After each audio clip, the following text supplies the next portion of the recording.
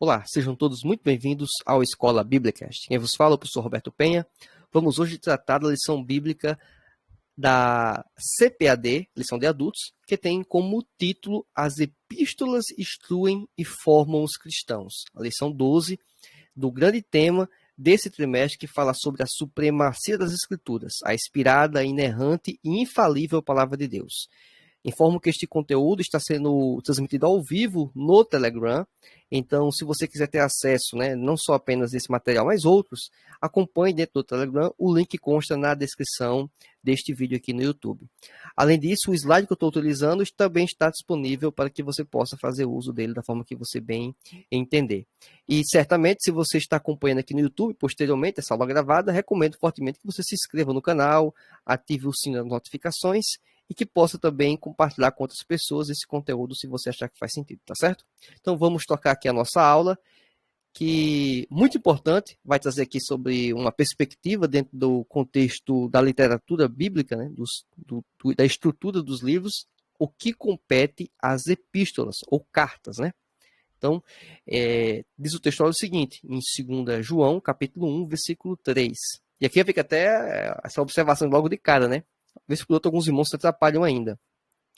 João tem o evangelho, mas também tem as epístolas ou cartas.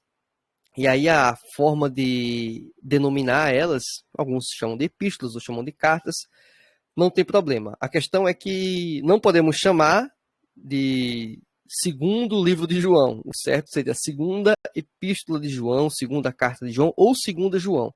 É uma coisa, para mim, não faço questão por isso, mas vez por outra eu vejo irmãos que ficam pegando no pé quando a pessoa muda lá o artigo feminino para o masculino. Então, na verdade, não se chama o, mas sim a, porque é a epístola ou a carta. Mas isso aí, da minha percepção, é algo irrelevante. O importante é a gente compreender o contexto, o texto bíblico e tocarmos isso, tá certo? Vez por outra, até se brincar, eu confundo com isso. Vamos lá. Diz assim, a graça, a misericórdia, a paz da parte de Deus Pai e da do Senhor Jesus Cristo, o Filho do Pai, sejam convosco na verdade e amor. A verdade prática diz assim, as epístolas apresentam instruções vitais para a compreensão da doutrina cristã, bem como para a formação dos cristãos. E é interessante mencionar isso porque muito do que a gente utiliza como referência para a vida da igreja é derivado das epístolas, das cartas. É interessante isso, porque por mais que a vida de Jesus, os ensinamentos de Jesus são muito importantes, obviamente estão retratados no Evangelho, mas o dia a dia da igreja, as questões talvez mais práticas, inclusive, são tratadas nas epístolas e não nos evangelhos. Os evangelhos têm princípios importantes, como o amor, como se doar para o próximo, mas quando vamos para as epístolas, temos aplicações práticas de como deveria ser feito isso. Fazer a gente refletir, inclusive, Então, tem uma continuidade e informações, vamos dizer, novas, De como podemos conduzir isso dentro da nossa caminhada cristã. E aí, por isso, a importância e a referência, inclusive, na verdade, prática, sobre a compreensão da doutrina cristã. Boa parte do que vivemos está exatamente alicerçado nas epístolas. Diz aqui a leitura diária, uma série de textos que recomendo fortemente que os irmãos as considerem. Todas elas estão exatamente baseadas em epístolas. Algumas aqui, a maioria, na verdade, são do apóstolo Paulo, E temos aqui referências também em Pedro e em João. É também importante notar que boa parte das epístolas, o autor humano, vamos dizer assim, o escritor é Paulo. Então, o pensamento paulino ele vai conduzir boa parte do que temos no nosso Novo Testamento e, inclusive, o que nós praticamos na igreja nos dias de hoje, tá certo? Bem, temos aqui uma leitura bíblica em classe que se encontra em 1 Coríntios, capítulo 1, do versículo 1 ao 3, 1 Pedro, capítulo 1, versículo 1 e 2, e 2 João, capítulo 1, do versículo 1 ao 3. Então, temos referências aqui a tanto epístolas paulinas como epístolas não paulinas, tanto Pedro como João.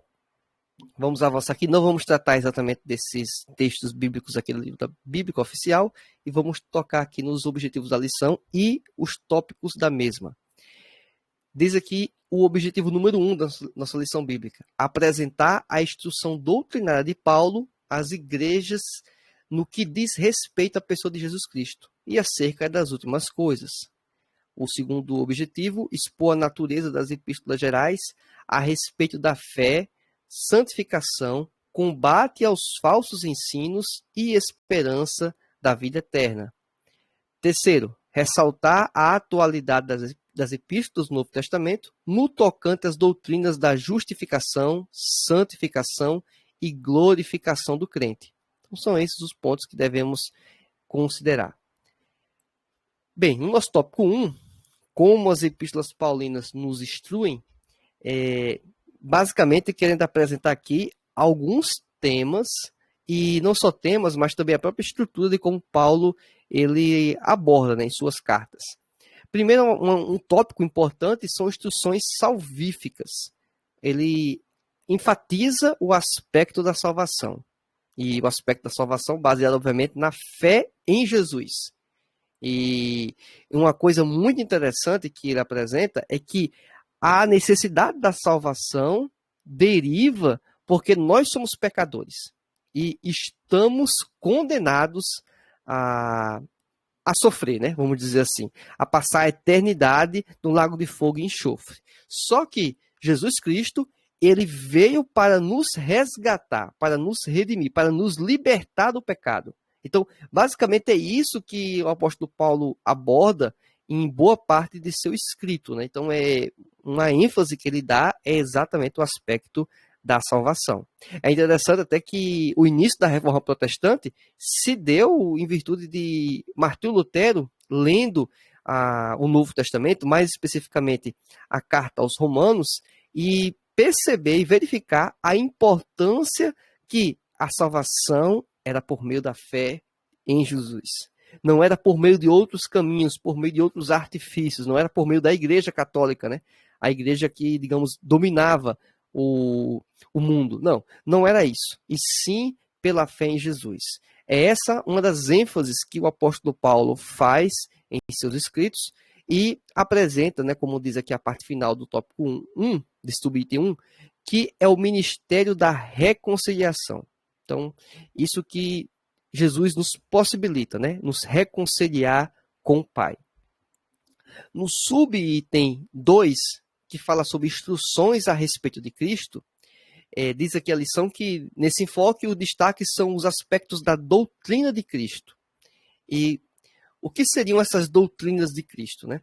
Se formos perceber na própria exposição em Efésios, que particularmente dos escritos, toda a Bíblia, na verdade, é o livro, ou a carta, melhor dizendo, que mais me toca, mais me surpreende, assim, com tamanha quantidade de informação, mas também assim, essas preciosidades, né? O que é revelado em Efésios, assim, eu acho algo surpreendente, principalmente o capítulo 1, que é exatamente um enfoque aqui desse subitem, que Cristo, né, ele é o cabeça da igreja e nós somos o corpo. Isso aí é uma verdade importantíssima a considerarmos para a igreja, porque a igreja, ela só toma decisões, ou deveria tomar decisões, com base na orientação divina do próprio Cristo. Porque ele é o cabeça e nós somos o corpo. E quando falamos que nós somos o corpo, obviamente os irmãos já devem ter boa parte desse conhecimento, é que esse corpo possui vários membros, o apóstolo Paulo fala também sobre isso, né? Que cada um contribui de acordo com suas possibilidades, com seus usos, né? Mão, braço, se fazer uma analogia, né? Os olhos, cada um dos nossos membros tem uma finalidade e que para que possamos ter o melhor desempenho possível, precisamos ter todos esses membros da melhor forma, né? Então, a pessoa que tem uma deficiência física, um acidente, perdeu um braço, perdeu uma perna, ficou sem as duas pernas, ou pode sem se locomover, essa pessoa tem uma dificuldade grande, né? Por mais que tenham diversos artifícios para que a pessoa possa minimizar esses problemas. Mas é uma questão problemática. Então, imagina só o corpo de Cristo, a igreja, cada um de nós, termos ou possuímos deficiências, né, em relação à nossa utilidade na obra de Deus. É importante, então, que a gente entenda que existe uma liderança, e essa liderança, que estamos falando aqui a liderança maior, não é o pastor da sua igreja, não é o pastor presidente da sua convenção, não. Nós estamos falando de Jesus. E que ele deveria ser o parâmetro para que os pastores, né, pastor presidente, pastor de convenção, pastor de sua congregação local, sigam as orientações divinas e que o corpo como um todo possa ser beneficiado, logicamente, né? Então, esse é um aspecto muito importante. Uma outra questão também que é apresentado dentro dessas instruções a respeito de Cristo, essas doutrinas, é a doutrina da eleição, né? Então, é interessante, né? Alguém pode pensar, começar a falar sobre calvinismo, tem uma discussão aí, não. Essa eleição aí que a gente está falando é que Cristo ele já escolheu a igreja. Ele, podemos dizer assim, inclusive, ele predestinou a igreja para a salvação. Então, isso é importante falar. Isso não tem nada a ver com calvinismo. Isso é porque Deus já estabeleceu, certo? A igreja é a noiva do Cordeiro. Ela não vai ser a noiva do Cordeiro, ela é a noiva do Cordeiro, certo? Então, também o texto fala aqui sobre ela ser redimida em Cristo, né? Então, obviamente, a igreja só pode ter a salvação, obviamente, por causa da obra de Cristo, né? E tudo isso, segundo também Efésios capítulo 1, versículo 12, é para a glória de Cristo. Ou seja, não é para a glória da igreja, não é para o nosso deleite. De alguma forma, nós aproveitamos, lógico, isso, que é algo muito positivo. Mas, na verdade, tudo isso aponta para a glória de Deus. É para quem Ele é para o que Ele é capaz de fazer. Resgatar pessoas que estavam fadadas à condenação. Todos nós, né? Então, também temos aqui outras questões apresentadas, como que nós devemos viver para Cristo, né, conforme apresenta-se em Filipenses, e o apóstolo Paulo, ele até vai um pouco além, né, pelo menos colocando sobre si, né, mencionando que ai dele se não fizesse o trabalho da evangelização, o trabalho de comunicar o evangelho para as demais pessoas. Ele não estava querendo colocar aquilo como uma regra, pelo menos no meu contexto, para toda a igreja, não. Ele estava falando de si mesmo. Mas ele servindo como modelo também, né, o apóstolo Paulo, como um exemplo para podermos considerar, ai de nós se não fizéssemos, ou não façamos, né, o que Deus colocou em nossas mãos. Então, cada um de nós temos alguns dons, Deus nos entregou, e Ele requer que nós venhamos a aplicar eles, tá certo? E o mérito não é nosso, o mérito é de Deus, o mérito é de Jesus. Então, a gente tem que tributar a Ele qualquer, vamos dizer, reconhecimento, né, sobre aquilo que nós temos feito, certo? O tributo, a glória é para Deus. Bem, também é mencionado que a igreja, né, ela está unida em Cristo, morta e ressuscitada com Cristo. Exatamente. As pessoas têm que morrer com Cristo para que possam ressuscitar com Ele. E essa morte aqui que estamos falando, no nosso caso, a igreja, né, é a nossa vida, né? A pessoa abdicar das nossas vontades, dos nossos interesses, que são pecaminosos, se formos deixar o homem à sua própria vontade, não é algo que vai glorificar a Deus de maneira geral, e essa pessoa vai deixar de fazer isso e vai ter uma nova vida em Cristo, ou seja, vai morrer para o mundo e nascer para Deus.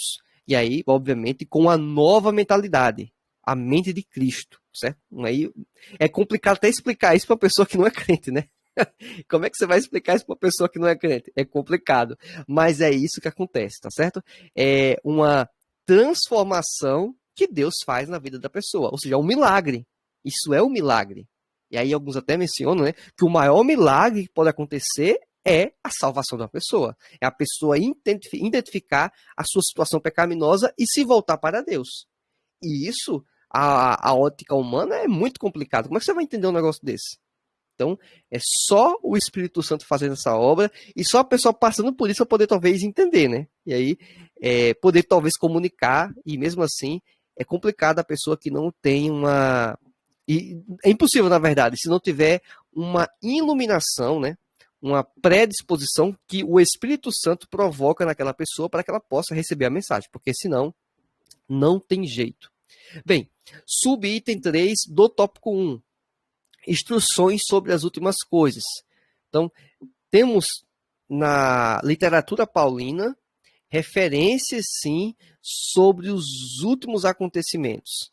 E esse vislumbre que ele apresenta é não só do julgamento, né, como o dia do Senhor, que é mencionado em alguns momentos, mas também e principalmente sobre a, a maravilha que vai ser a igreja, né, desfrutar do convívio com o próprio Cristo, sendo arrebatada, né, por ele, a igreja viva, vamos dizer assim, aquelas pessoas que morreram vão ressuscitar primeiro, né, e vamos estar com o Senhor durante toda a eternidade. É interessante que uma das falas do apóstolo Paulo sobre essa questão é quando a igreja, ou parte da igreja, estava preocupada, estava muito triste com a morte, o falecimento de pessoas, né, dentro de do seu seio, né, da comunidade. E essas pessoas, obviamente, muito queridas, as pessoas daquela comunidade ficavam muito tristes. Então, esse é um ponto que provocou, né, uma certa aflição na igreja. Então, era fundamental, era importantíssimo que ele fizesse uma exposição, né, alertasse aos irmãos que essa partida passageira é de fato passageira. A gente vai se encontrar em um momento posterior. E que não vai ser tão longo esse período de tempo, né? Porque na ótica humana, passar 50, 60 anos é muita coisa, né? Mas dentro da eternidade, 50, 60 anos, na verdade, não é nada, né? É pouquíssimo tempo. Na verdade, isso é ínfimo. Isso é ínfimo, né? Então, daí a gente vê que, até é interessante mencionar, tem um matemático francês, né? Muito conhecido, chamado Blaise Pascal, né? E ele desenvolveu vamos dizer assim, um raciocínio mais, vamos dizer, humano, né, de como seria vantajoso a pessoa ser crente, mostrando logicamente que é melhor você ser crente do que não ser, né? E ele basicamente faz a seguinte proposição. Vamos supor, né, ele diz assim, né, os crentes mencionam, né, os cristãos mencionam que existem céu e o inferno. Vamos supor que a afirmação dos cristãos, elas sejam verdadeiras. Exista um céu e exista a condenação. Então, no fim das contas, durante nossa vida, vamos estar decidindo e escolhendo o que vamos fazer na nossa eternidade. Então, pense sua vida como uma aposta. Olha só que interessante, né? Pense sua vida como uma aposta. Se o que os cristãos falam que é verdade, que existe o céu, e a pessoa vive a sua vida da forma que bem quer, sem se importar com os princípios divinos, essa pessoa vai estar escolhendo em vida, durante 50, 60, 80, 100 anos talvez, a condenação, que vai ser um lugar de muito sofrimento. Então, os prazeres que a pessoa poderia desfrutar durante esse pouco período de tempo acarretaria um grande prejuízo, um enorme prejuízo. E se a pessoa optasse por seguir os princípios divinos e o que os cristãos falassem fosse verdade, ele desfrutaria de toda a maravilha da eternidade com o Senhor Jesus.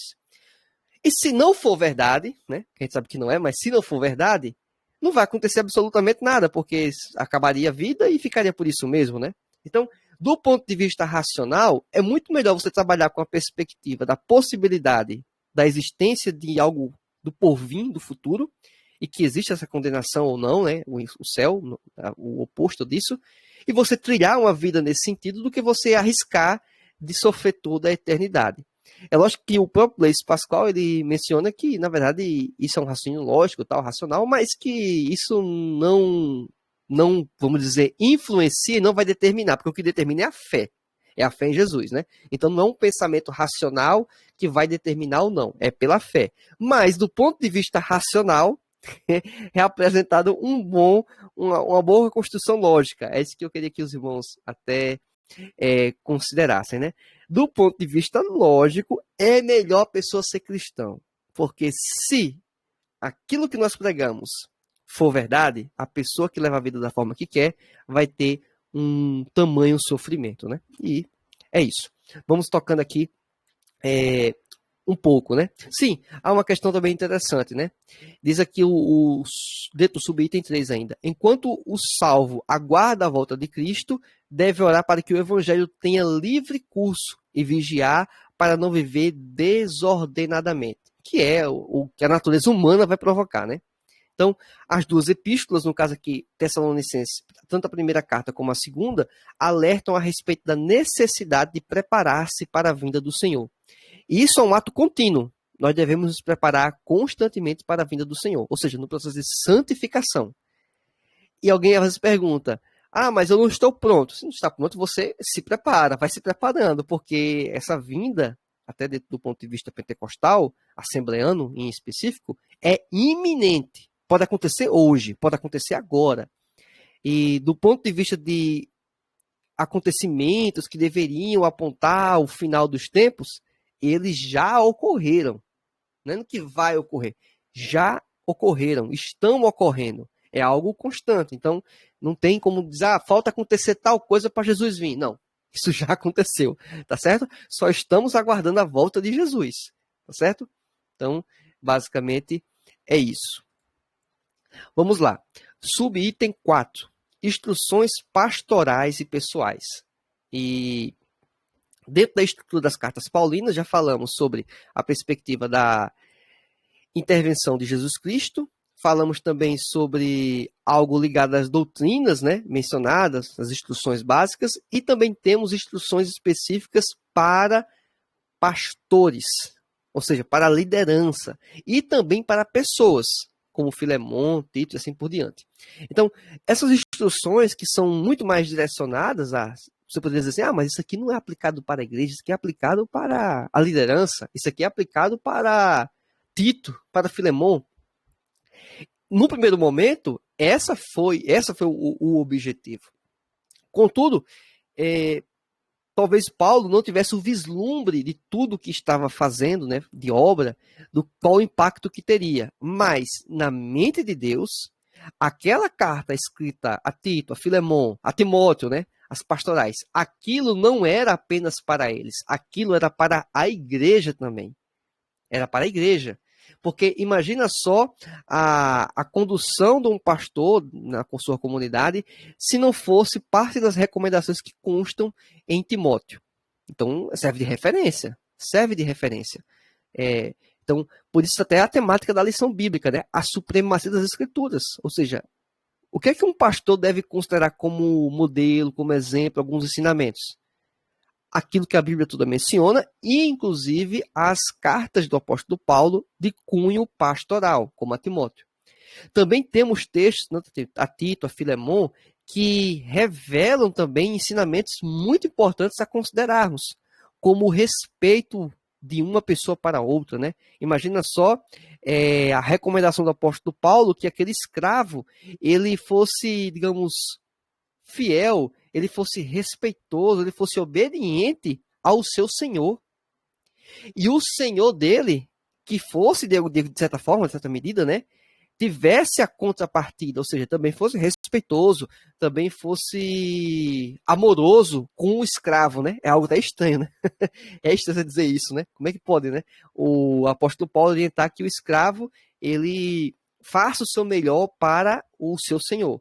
E aquele senhor que faça o melhor que está ao alcance dele, né? Ou seja, que não é muito estranho, né? Porque é a situação de escravidão, né? Para aquele escravo. Dadas as devidas proporções, se fôssemos aplicar isso para os nossos dias, né? Era você que trabalha pela CLT, que até às vezes tem a sensação que você trabalha quase que um trabalho escravo, né? Só que legalizado. Você faça o melhor pelo seu empregador. Você faça o melhor pela sua empresa. Respeite. Cumpra com o seu papel dentro da organização. Você entrou para ganhar tanto de salário para executar tal função. Então, que você faça isso. Que você faça aquilo que você se propôs a fazer.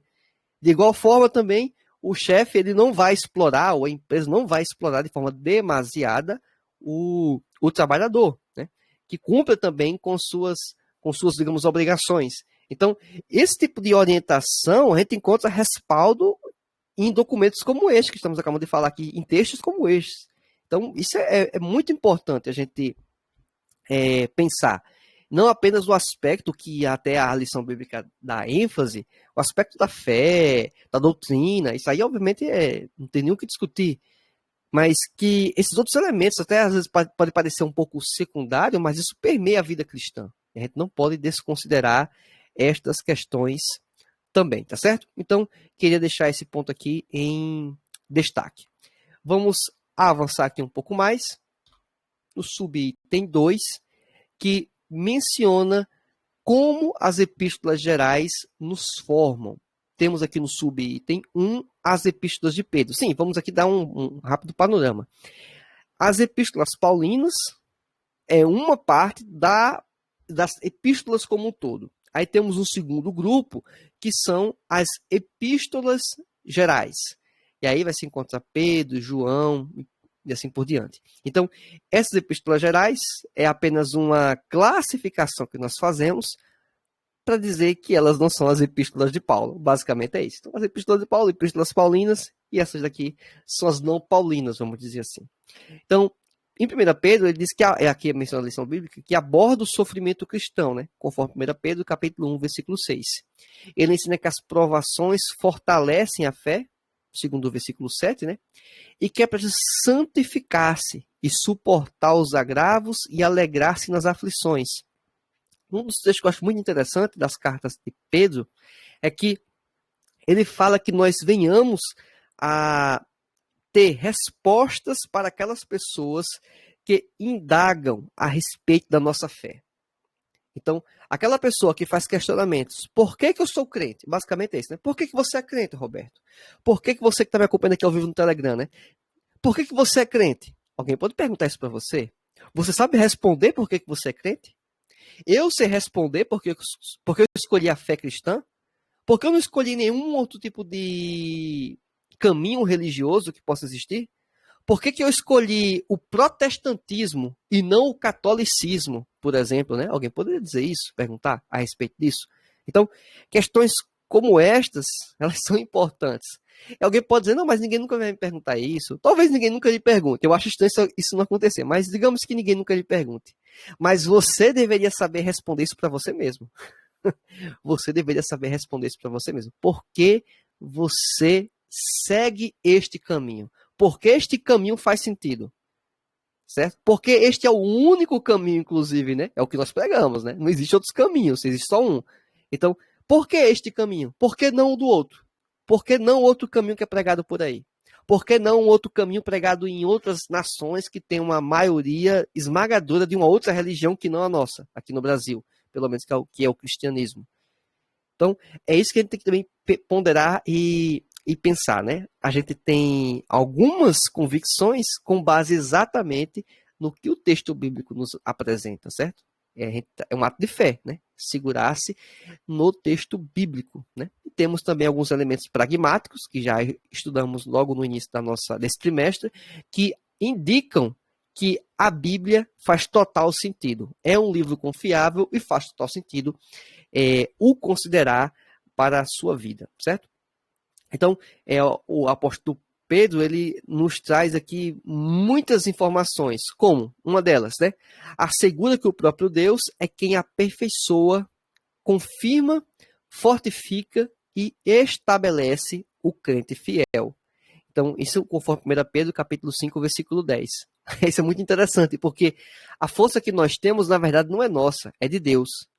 Aquilo que nós fazemos não é porque nós somos bons, nós somos desenrolados, nós somos invocados. Não, é porque Deus é quem proporciona isso. Deus nos dá as condições de executarmos. Aí nós, por nossa livre escolha, optamos por fazer aquilo que Deus nos deu condições de fazer. Então, eu só consigo ter, talvez, um emprego, um trabalho, porque Deus criou as condições de saúde, as condições de oportunidades de emprego, ou seja, criou o contexto para que eu pudesse me apropriar ou aproveitar uma oportunidade. Mas o mérito, em primeiro lugar, não é meu, é de Deus, certo? Porque se ele tira algum desses elementos, basicamente ele acabou de me excluir do mercado de trabalho, vamos dizer assim. Então, é uma coisa que a gente tem que pensar e considerar fortemente, tá certo? Eu não estou falando aqui de outros aspectos que a natureza humana também intervém, lógico, né? Eu posso optar por não querer. Eu posso ter uma condução macroeconômica que me joga contra, né? Eu posso estar num país que, de repente, é invadido por outro numa guerra, né? Como está acontecendo na Ucrânia. Você está trabalhando, tendo uma vida normal. E, de repente, você tem que sair do seu país porque um outro país resolveu atacar. Um outro país não, né? Um líder de um outro país colocou o exército lá para invadir o seu país, né? E aí, não estou nem colocando na questão do que é que os soldados estão fazendo. Muitos dos soldados estão cumprindo ordens, né? Então é algo complicado. Não é porque eles querem ou não querem, é porque eles estão sendo, digamos, direcionados e quase que obrigados a fazerem isso. Vamos lá, avançando um pouco mais aqui, né? Em 2 Pedro, a mensagem faz alerta aos ensinos dos falsos mestres. E aí, esses pontos, eles são recorrentes, né? Um deles é negar a divindade. Isso daí é básico, né? As pessoas querem negar quem é Jesus. As pessoas querem negar a obra divina, querem negar os milagres mencionados na própria Escritura. Então, isso aqui não aconteceu. A abertura do Mar Vermelho não faz sentido. Ressuscitar morto, como pode isso? Isso não acontece. Então, exatamente descaracterizando aquilo que é o sobrenatural. Ou seja, está negando a divindade. A pessoa diz, Deus existe, tudo bem, mas é quando a pessoa diz que Deus existe e nega um monte de coisa que Deus faz e fez, aí fica difícil dizer que a pessoa acredita em Deus. Ele não acredita em Deus. O Deus dele é diferente do nosso Deus, certo? Uma outra questão também é que menciona-se a respeito da segunda vinda de Cristo, porque esse era um ponto que era, vamos dizer, indagado os discípulos, os apóstolos, sobre a volta de Cristo. Porque até Pedro, né, ele é indagado sobre isso, porque ele diz, olha, faz tanto tempo que era para Jesus vir e ele não veio, né? Ele não estava para voltar, ele disse que ia ali e voltava. Alguns pensavam que seriam poucos dias, poucas semanas, poucos meses, talvez no máximo alguns anos. E essa volta não aconteceu. E Pedro já estava sendo questionado no tempo dele por que Jesus não tinha voltado. Olha só, Pedro não tinha...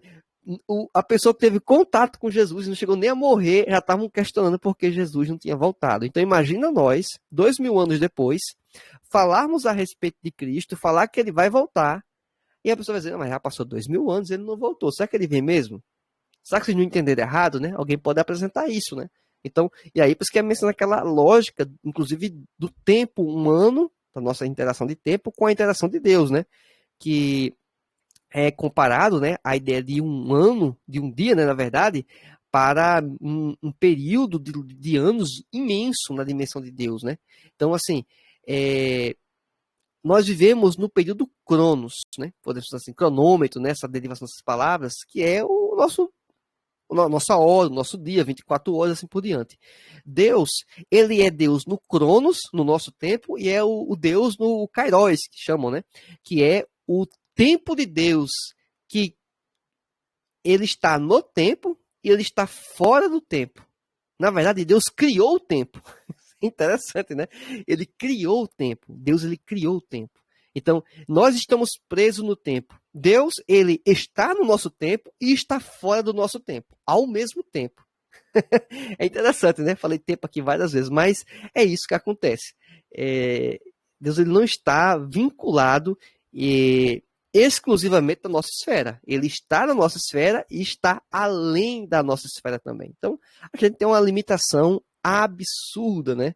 Então, Deus já é eterno. Ele continua eterno. Ele não tem fim, né? Ele é, inclusive, autoexistente. Ele é pré-existente. Como é que você vai explicar isso, né?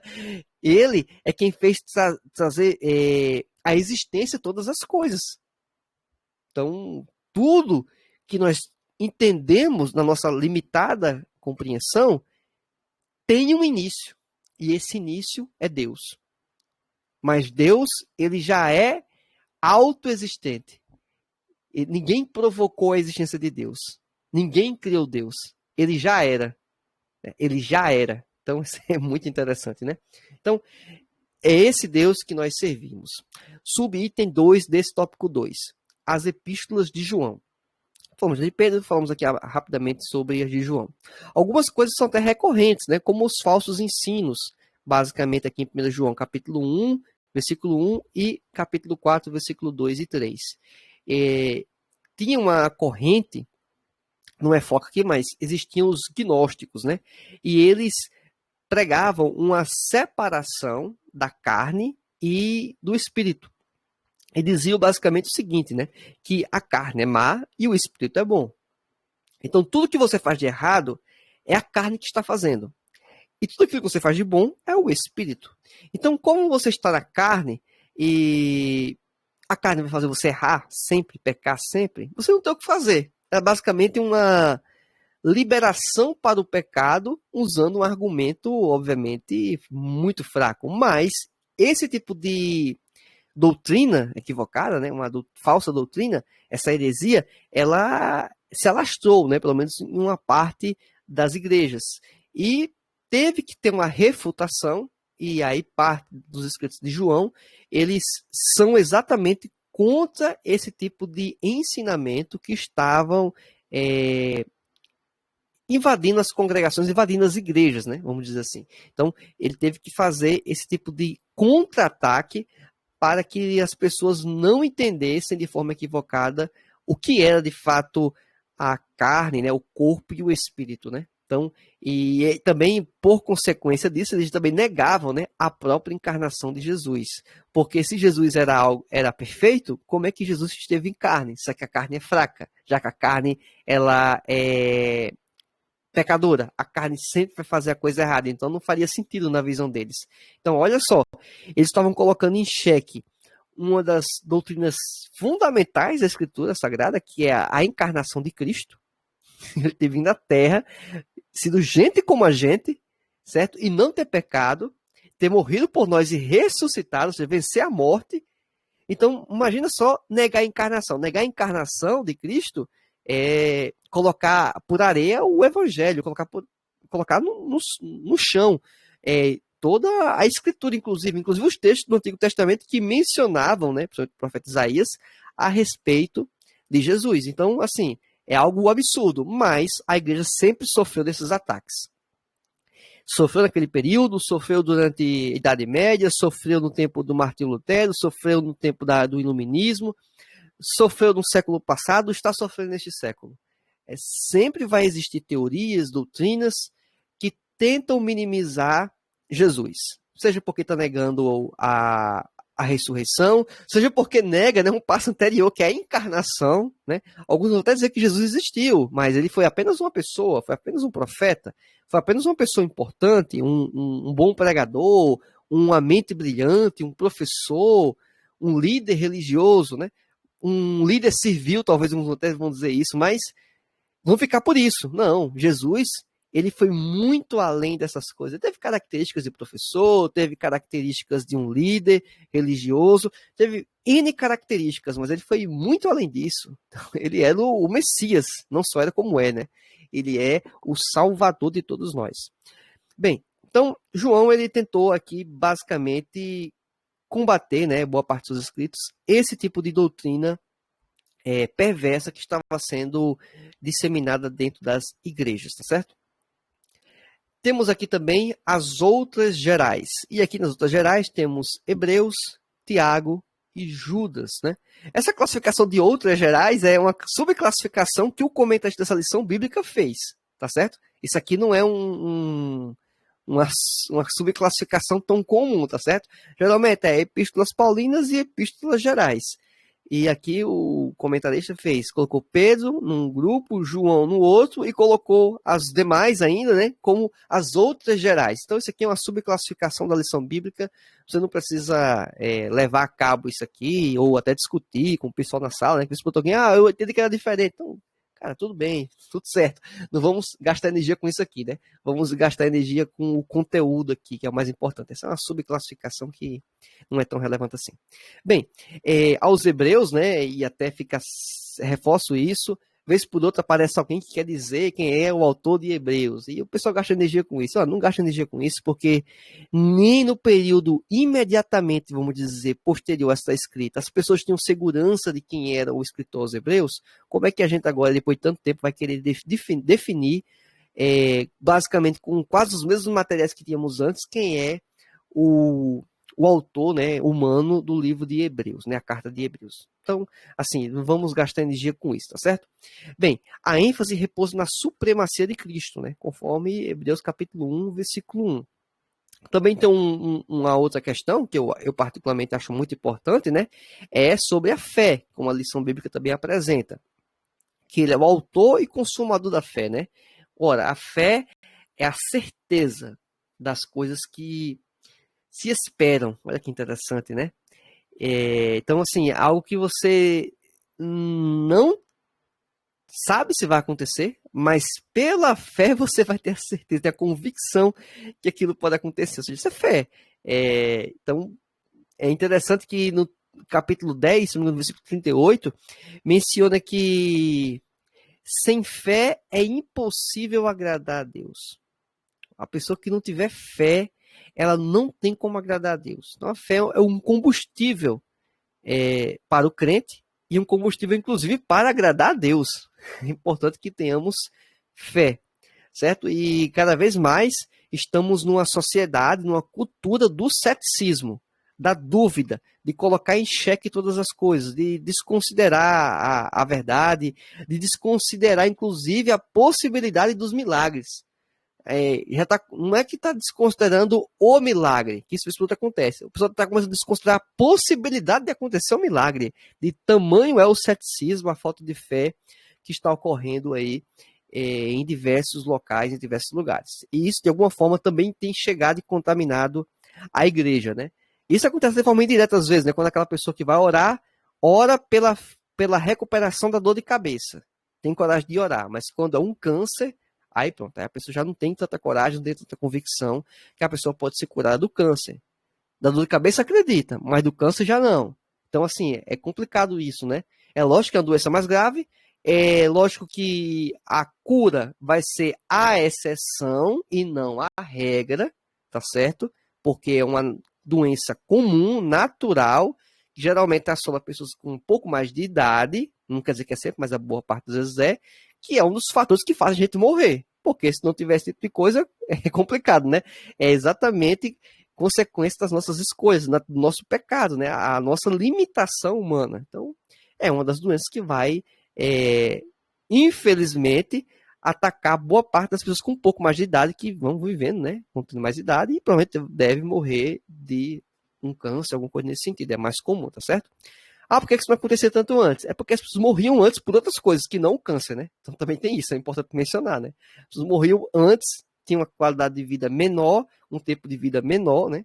É só pegar um século para trás, porque as condições sanitárias e desenvolvimento médico era menor, certo? Vamos lá, avançar aqui. Temos aqui em Tiago também que o autor esclarece que a fé sem obras é morta. Esse é um ponto central, né, da escrita do apóstolo Tiago, do discípulo Tiago, e que a pessoa ter fé e não ter uma ação prática, então, na verdade, a pessoa não tem fé. Então, é basicamente isso. A obra é uma demonstração que a pessoa tem a fé. Só a obra não quer dizer que exista fé. Mas a pessoa que tem fé e não tem obras, essa pessoa não tem fé. Basicamente é isso. É aquela divisão de condição necessária e de condição suficiente. Eu não vou entrar aqui nessa discussão, mas depois vocês procurem um pouco sobre isso. Condição necessária e condição suficiente. Para ter obras, é necessário ter fé. Na minha percepção, sim. A obra é verdadeira. Mas a pessoa que pratica apenas as obras não é condição suficiente. Ou seja, existe uma pré-condição. A pré-condição é a fé. Vamos lá. Acentua que a fé deve ser demonstrada em ações, né? Conforme Tiago capítulo 2, versículo 14. Por isso o texto adverte o cristão a ser praticante da palavra e não somente ouvinte.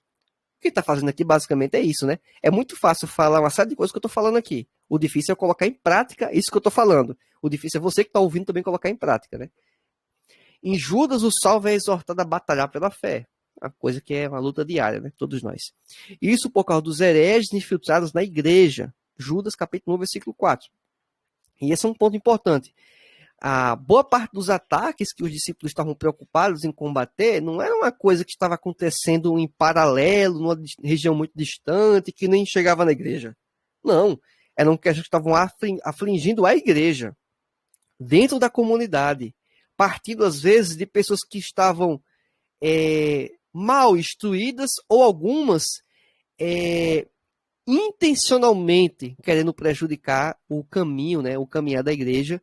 Então estavam lá implantadas com esse propósito. Se isso acontecia lá atrás, não tenha dúvida, isso acontece nos nossos dias.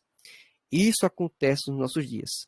Vez por outra aparece alguém aí apresentando novas verdades, novas doutrinas, revelações que só ele tem, que ninguém tem. Então, tenham muito cuidado com isso. Tópico 3. As epístolas continuam a falar. Vou aqui dar uma rápida acelerada, mas algumas das afirmações que são apresentadas. Primeiro, a doutrina da justificação. Então, essa doutrina, ou seja, que nós somos justificados pela fé e pela fé em Cristo, no sacrifício de Cristo, porque não basta dizer, eu tenho fé. Não, não é ter fé. Eu tenho fé que vou acordar em tal hora, vou me deslocar, tomar café, vou pegar um ônibus em tal horário. Eu tenho fé nisso. Pode até acontecer, mas eu tenho fé que em tal horário vai acontecer. Isso é fé. Eu tenho fé que vou ter um fim melhor, vai ter uma vida pós-morte. Isso é fé? É, pode ser fé.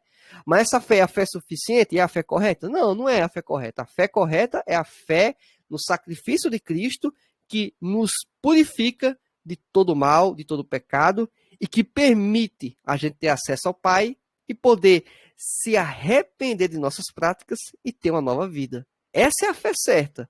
Então, existem vários tipos de fé, existem fés aí que a pessoa acha que é fé, mas é pensamento positivo, então não é nada disso. Fé é algo muito mais, certo? Subitem 2, a doutrina da santificação.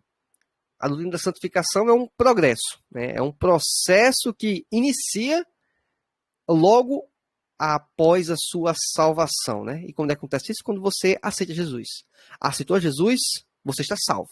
Só que você passa pelo processo de santificação, que é você se aperfeiçoar cada vez mais, a seguir a palavra de Deus, a viver o evangelho, a viver os passos do mestre. Então, esse é um processo contínuo, e você que é mais velho da fé, você tem que ter a compreensão que os mais novos vão estar, provavelmente, né, ou esperado, né, alguns passos atrás nesse processo de santificação, porque é algo contínuo. Eu devo ser mais crente amanhã do que eu estou sendo crente hoje. E hoje eu deveria ter sido, em tese, mais crente do que eu fui ontem.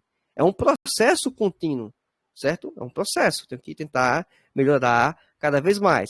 Vou conseguir acertar sempre? Não, não vou conseguir acertar sempre. Eu vou ser perfeito? Também não vou ser perfeito. Mas é o que Deus exige que nós façamos. Tentar progredir, né? E progredir. Não só tentar, mas também progredir, lógico. Item 3, a doutrina da glorificação. E aí é a última etapa do nosso processo de salvação, segundo Romanos capítulo 8, versículo 17 e 30, né? E nesse processo o pecador é salvo pela graça, justificado pela fé, santificado pelo Espírito e prossegue até a medida da estatura de Cristo. Lógico que isso não quer dizer que é perfeição, certo? Mas é a última etapa, né? É a gente chegar a ter aí a salvação e a santificação, e após isso termos um corpo glorificado em Cristo, né? E vivermos, obviamente, com o Senhor para todo sempre. Conclusão: as epístolas são livros divinamente inspirados e representam quase 80% do cânon do Novo Testamento. O conjunto de doutrina dessas epístolas, revelado aos seus diversos autores, continua a instruir o povo de Deus a formar o caráter do crente salvo em Jesus e a preparar a igreja para a vinda do Senhor. Como mencionei no início da nossa apresentação, boa parte do que nós vivemos e praticamos na igreja hoje deriva das epístolas paulinas e epístolas gerais, certo? Então, é fundamental que possamos considerar esses textos, porque eles são inerrantes, eles são infalíveis, eles são supremacia, né? Fazem parte da supremacia das Escrituras. Então, isso é muito importante, não podemos desconsiderar nenhum dos escritos, nem mesmo aqueles que são considerados pastorais ou direcionados aí a pessoas como Tito e Filemão. Todos eles colaboram e corroboram para o melhor andamento da igreja e de cada um de nós como pessoa. Certo? Então, irmãos, fica aí esta lição bíblica. Recomendo fortemente que, se você estiver acompanhando posteriormente isso gravado no YouTube, essa aula foi apresentada ao vivo no Telegram. Então, se você quiser ter acesso a esse conteúdo do slide, está disponível no link na descrição deste vídeo. E na próxima aula vamos fazer a conclusão da lição, né? O trimestre, lição 13. Vai ser uma aula gravada, já estou praticamente concluindo o processo dela. Vai ser um fechamento de lição. E nesta lição, espero eu fazer uma apresentação de uma novidade, algo bem interessante. E espero que vocês possam aproveitar isso posteriormente, tá certo? Fiquem todos na paz do Senhor. Tenham uma ótima aula de Escola Bíblica Dominical. Fiquem na paz do Senhor. Até mais. Tchau, tchau.